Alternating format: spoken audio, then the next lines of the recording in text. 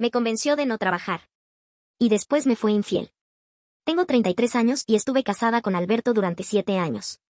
Cuando lo conocí, trabajaba en una tienda de repuestos.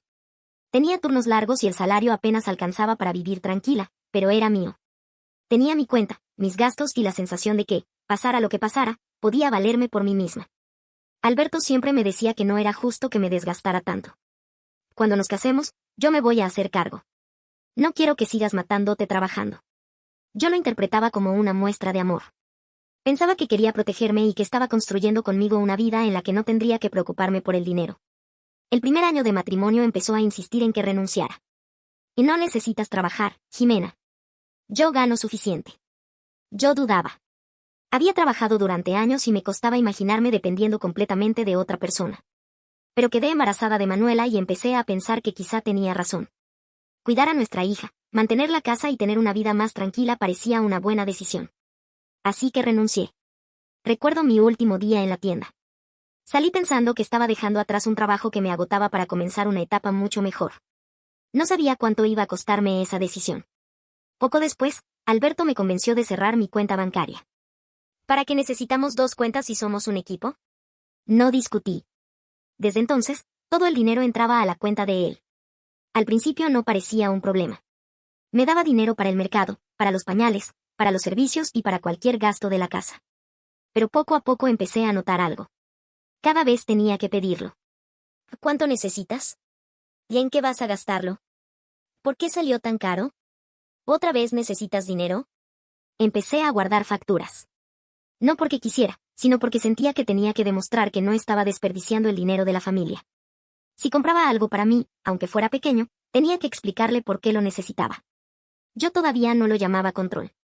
Me decía que simplemente era cuidadoso con las finanzas. Después nació Wendy. Y ahí las cosas empezaron a cambiar mucho más. Alberto comenzó a fijarse en lo que publicaba en redes sociales, en las personas con las que hablaba y hasta en cuanto tardaba en responder un mensaje. Si una amiga me invitaba a salir, encontraba alguna razón para que no fuera. ¿Para qué necesitas salir? Esas amistades no aportan nada. Tu prioridad debería ser la casa. Yo pasaba cada vez más tiempo encerrada en esa rutina. Casa, niñas, compras, limpieza. Y Alberto cada vez tenía más control sobre mi vida. Hasta que una tarde ocurrió algo que cambió la forma en que empecé a verlo. Le pedí dinero para inscribir a Manuela en clases de danza. No era una cantidad enorme. Alberto ni siquiera lo pensó demasiado. Ahora no hay presupuesto para caprichos. Me quedé callada. Esa misma noche llegó a la casa con un celular nuevo de alta gama. Lo puso sobre la mesa como si nada. Lo miré y después lo miré a él. ¿No había presupuesto? Alberto ni siquiera pareció incómodo. Esto es diferente. ¿Diferente cómo? No entiendes lo que significa invertir en uno mismo. Ahí fue cuando perdí la paciencia. Discutimos fuerte. Y en medio de la pelea, Alberto dijo algo que todavía recuerdo palabra por palabra. Tú no produces nada. Todo lo que tienes es gracias a mí. Me quedé mirándolo. No respondí. Porque aquella frase me dolió más de lo que quería admitir. Tú no produces nada. Esa noche, mientras él dormía, me quedé despierta pensando en todo lo que había dejado atrás. Y por primera vez empecé a preguntarme si aquella vida que yo había confundido con amor había sido otra cosa desde el principio. Al día siguiente intenté comportarme como si nada hubiera pasado. Preparé el desayuno de las niñas, organicé la casa y llevé a Manuela a sus actividades. Pero la frase de Alberto seguía dando vueltas en mi cabeza. No produces nada. Yo sabía que no era cierto. Yo cuidaba a nuestras hijas. Mantenía la casa. Organizaba citas, compras, pagos, uniformes, tareas y todo lo que él ni siquiera tenía que pensar porque yo me encargaba. Pero el problema era que ninguna de esas cosas aparecía reflejada en una cuenta bancaria. Y eso me hizo pensar en algo que llevaba años evitando. ¿Qué pasaría si algún día Alberto decidía que ya no quería estar conmigo? Empecé a hacer cuentas en silencio. 7 años fuera del mercado laboral. 7 años sin ahorrar por mi cuenta. 7 años sin experiencia reciente. Mis antiguos contactos laborales prácticamente habían desaparecido. La casa estaba a nombre de Alberto. El carro también. Hasta el plan del celular estaba a su nombre. Yo no tenía prácticamente nada que pudiera decir que era mío. Y esa realidad me asustó. No porque quisiera dejarlo en ese momento, sino porque descubrí que, si alguna vez necesitaba hacerlo, ni siquiera sabía por dónde empezar. Durante los días siguientes empecé a observarlo de otra manera. Ya no escuchaba solamente lo que decía. También prestaba atención a lo que hacía. Alberto empezó a llegar más tarde algunos días. Cuando le preguntaba dónde había estado, respondía con naturalidad. Trabajando. No tenía motivos concretos para acusarlo de nada, así que no insistía. Hasta que una mañana necesitaba unos documentos para un trámite escolar de Manuela. Alberto había dejado varios papeles sobre el escritorio y comencé a buscarlos. Entre recibos, contratos y documentos bancarios encontré unos estados de cuenta de una tarjeta que yo no conocía. La reconocí porque nunca había visto esa tarjeta en casa. Al principio pensé que simplemente podía ser una tarjeta adicional de su trabajo. Pero miré los movimientos. Restaurantes caros. Hoteles. Cenas para dos. Y varias compras hechas en horarios en los que Alberto supuestamente estaba trabajando. Sentí un vacío en el estómago. No sabía qué significaba. Pero algo no encajaba. Podía preguntarle en ese momento. Podía enfrentarlo y exigirle una explicación. Pero recordé todas las veces que había intentado discutir sobre dinero y cómo terminaban esas conversaciones. Así que hice algo que nunca había hecho con él. Tomé fotos de los estados de cuenta. Las guardé. Después volví a dejar cada papel exactamente donde estaba. Ese día no le dije nada. Tampoco al siguiente. Empecé simplemente a observar. Y mientras más observaba, más cosas pequeñas empezaban a tener sentido. Sus horarios. Las llamadas que hacía cuando se alejaba de mí. La manera en que protegía su teléfono. La facilidad con la que encontraba excusas cuando le preguntaba por determinados gastos. Yo todavía no sabía toda la verdad. Pero ya tenía claro que había algo que Alberto estaba ocultándome.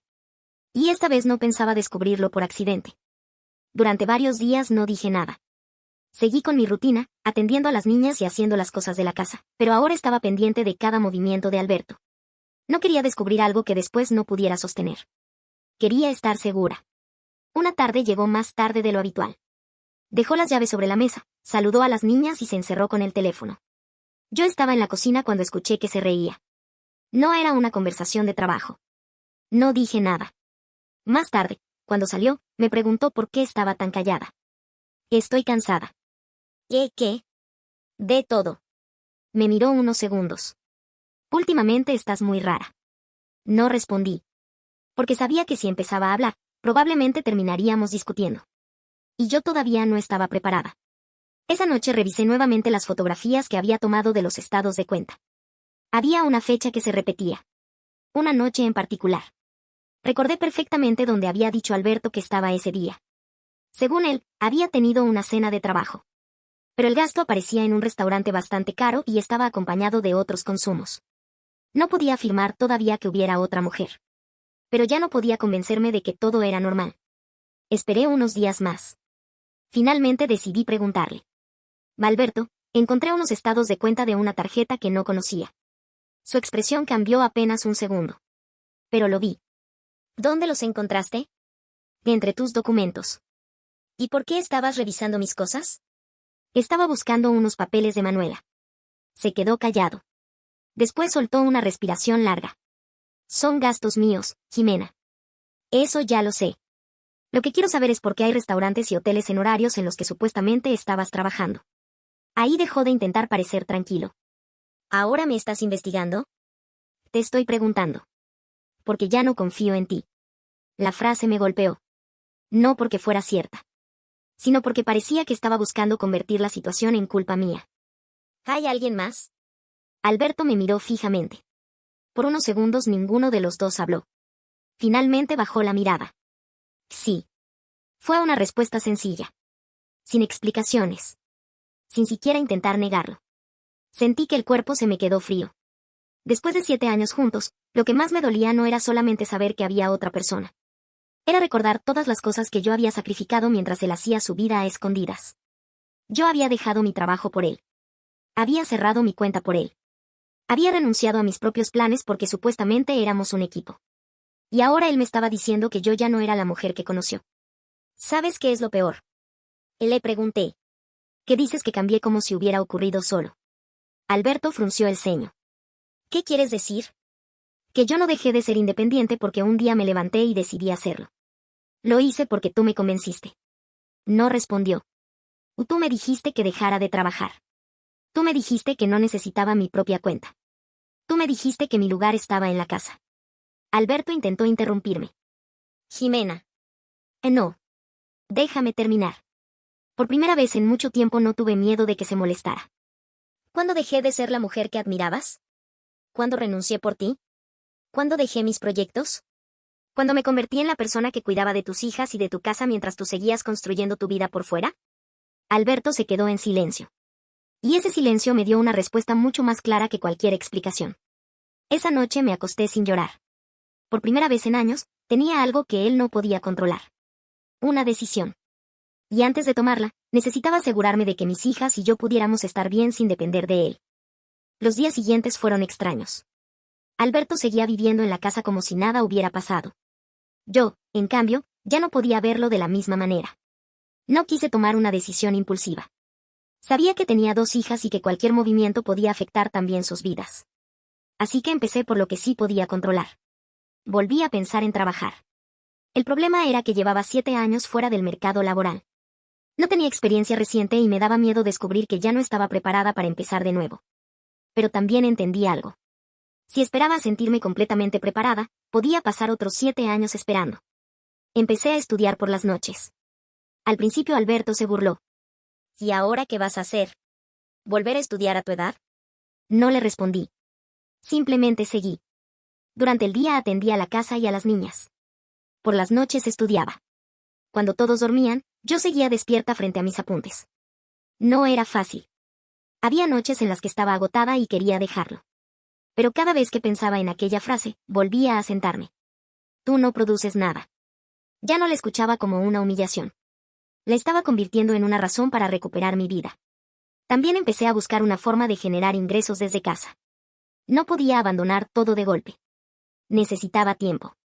Conseguí montar una pequeña fotocopiadora y empecé a trabajar desde casa. Al principio eran pocos clientes. Copias, impresiones, trabajos escolares, algunos documentos. No ganaba mucho.